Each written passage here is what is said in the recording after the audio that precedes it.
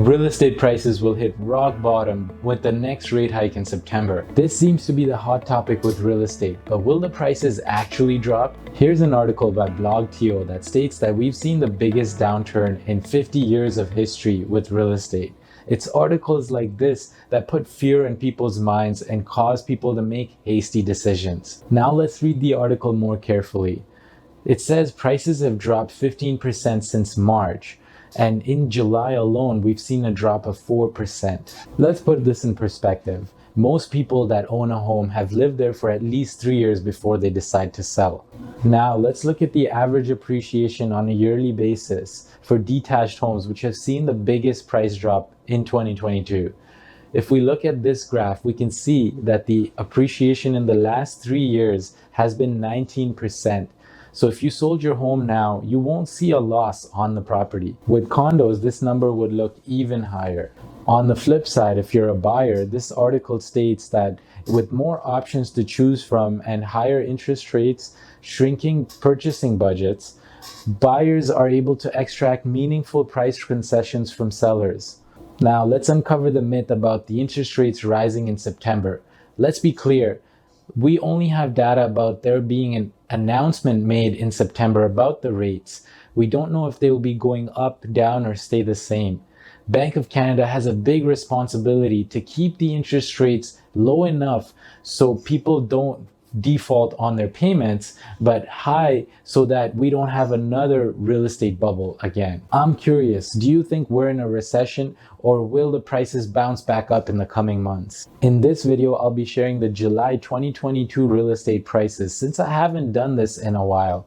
I'll also share my thoughts on the current real estate trends and what to expect in the future. This is Sid Chandra from the Chandra Real Estate Group, and we run a real estate team here in the Greater Toronto area. If you are looking to buy, sell, or invest in real estate, feel free to click on the link below and we'd be happy to chat and discuss your needs and wants. Let's be honest, the market correction is healthy for everyone.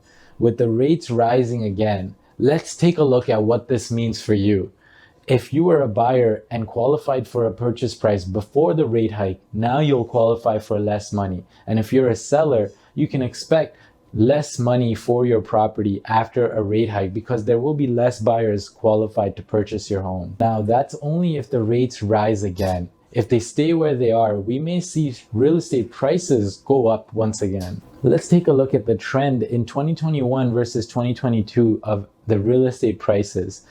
We can see that the ups and downs are more or less the same with 2021 and 2022 prices. The only difference is we had higher peaks and lower lows in 2022 because we had more rate announcements. The average prices in 2022 have declined in July. We've seen a drop of roughly 10% in prices. Buyers, this couldn't be a better time for you to capitalize on. I know you might be thinking and typing in the comments now that, well, I'll qualify for less money, so how is this a good opportunity? Yes, you'll qualify for less money, but your purchase price will also be much lower. Besides, isn't it kind of nice to not lose your sleep at night thinking you're going to be competing with multiple other buyers when you like a property? Or better yet, when you go out to see dozens of homes, you have to pick 5 of the top 5 homes because you don't know which home you're going to end up getting. Bank of Canada raised their rates 3 times this year, once in April, March, and then in June. April and June were the biggest rate hikes, which is why we can see in this graph that the prices declined the most during those times. Although the interest rates went up, the monthly payments on these homes may be the same as you would pay last year because the purchase prices have dropped as well. I would consult with your mortgage broker on this, on how much is actually going towards principal and how much goes towards interest. The condo market paint a very different picture with the price fluctuations. We can see the highs and lows are a lot more stable in this sector.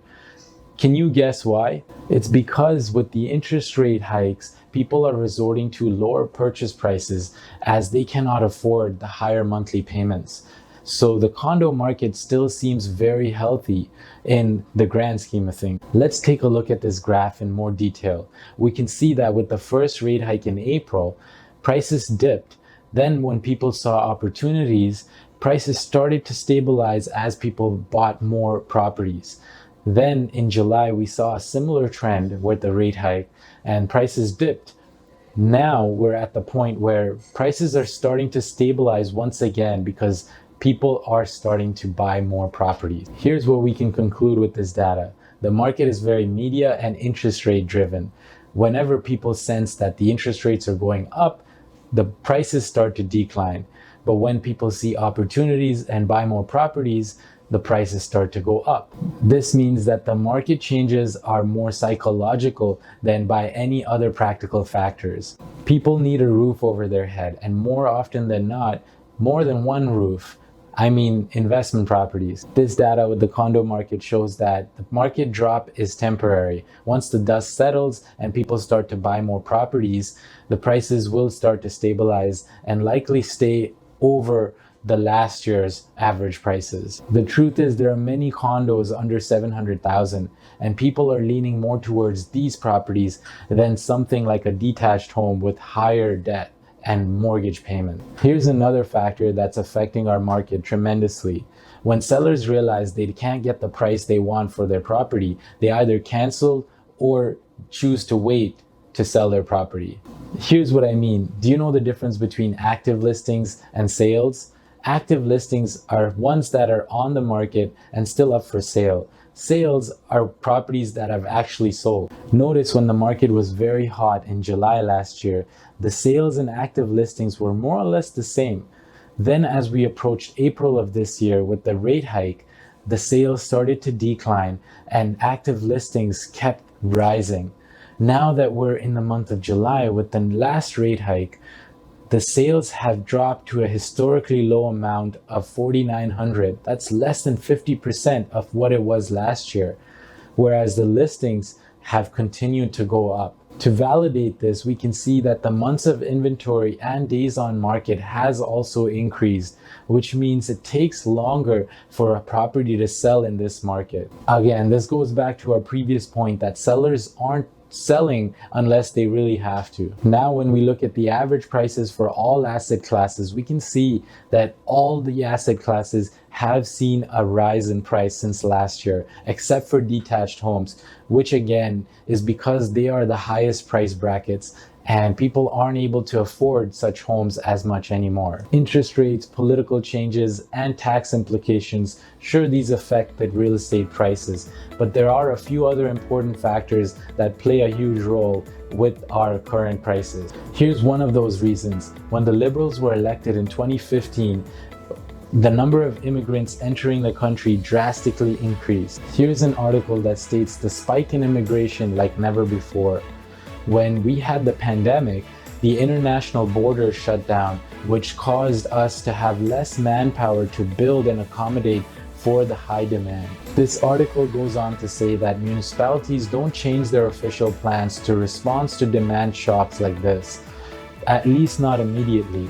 Such plans are typically long-term in nature, reviewed and updated every 5 to 10 years. So as you can see, there is a bit of a delay in reacting to these high real estate prices and demand with the current political changes we face. What are your thoughts? When is it a good time to buy or sell real estate? Is it now or should we wait a little longer? Hope you enjoyed watching this video. If you took away any value, please give it a thumbs up and subscribe.